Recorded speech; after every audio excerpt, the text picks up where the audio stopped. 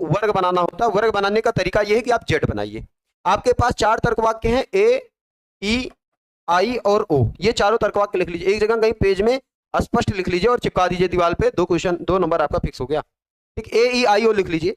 अब यहां पे देखेंगे ए और ई के बीच में, ए और ई के बीच में कैसा संबंध होता है, तो इसको कंट्रेरी का संबंध कहते हैं। कंट्रेरी का संबंध कहते हैं, केवल इंग्लिश लिखिएगा। ठीक है, यहां पे कैसा संबंध होता है, तो यहां पे सब कंट्रेरी का संबंध कहते हैं, सब कंट्रेरी कहते हैं। इसको अगर हिंदी में लिखेंगे तो इसको हिंदी में विपरीत कहते हैं। इंग्लिश याद करना मैं बार बार रिक्वेस्ट कर रहा हूं आपसे। इसको क्या कहते हैं, इसको उप विपरीत कहते हैं, उप विपरीत कहते हैं। ठीक है, लिख लेना ऐसे। यहां पे जो संबंध होता है ई और ओ के बीच में, इसे सब अल्टरनेशन का संबंध कहते हैं, सब अल्टरनेशन का संबंध कहते हैं। ठीक है, सब अल्टरनेशन का संबंध इसे कहते हैं। और जो यहां पे संबंध होता है इसको भी सब अल्टरनेशन का संबंध कहते हैं। ठीक, यहां पे जो संबंध होगा ए और आई के बीच में, इसको भी सब अल्टरनेशन का संबंध कहते हैं। क्लियर। अब यहां बीच में कुछ चीजें बच रही हैं बीच में, यानी कि ए का ओ के साथ, ई का आई के साथ कैसा संबंध होगा, तो इसको कहते हैं कंट्राडक्शन का संबंध, कंट्राडक्शन का संबंध इंग्लिश में। ठीक है, हिंदी में इसको कहते हैं उपाश्रयण, उपाश्रयण का संबंध कहते हैं।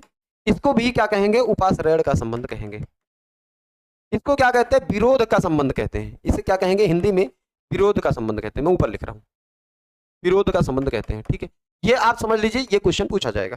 उसके बाद यहीं से एक क्वेश्चन और बनता है कि ए और ई यानी कि जो कंट्रेरी का संबंध होता है, एक साथ असत्य, एक साथ असत्य हो सकता है। मैं पूरा लिख दे रहा हूं, एक साथ असत्य, असत्य हो सकता है, हो सकता है, परंतु परंतु एक साथ, एक साथ सत्य नहीं।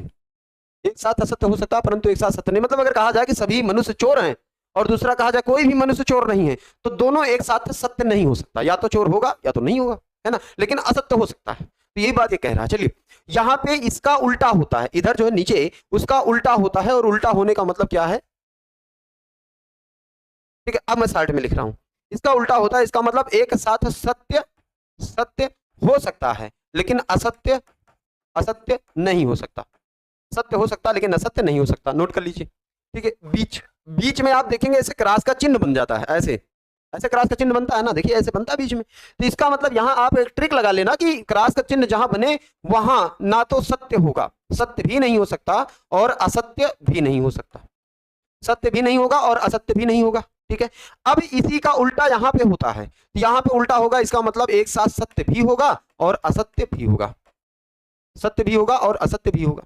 यह क्वेश्चन कभी कभी बनता है जब यह स्पष्ट पूछे कि दो कौन से ऐसे तर्कवाक्य हैं जो एक साथ सत्य और असत्य हो सकते हैं, तभी इस ट्रिक को लगाना है। ठीक है, ये भी वही हाल है, सत्य भी होगा और असत्य भी होगा। हो गया ना। अब देखिए, अगर ये पूछ ले कौन सा दो तर्कवाक्य है जो एक साथ सत्य हो सकता है या एक साथ असत्य हो सकता है, तब इसको लगा लेंगे। लेकिन क्वेश्चन पूछने का तरीका अगर बदल दे कि कोई एक तर्कवाक्य पूछे,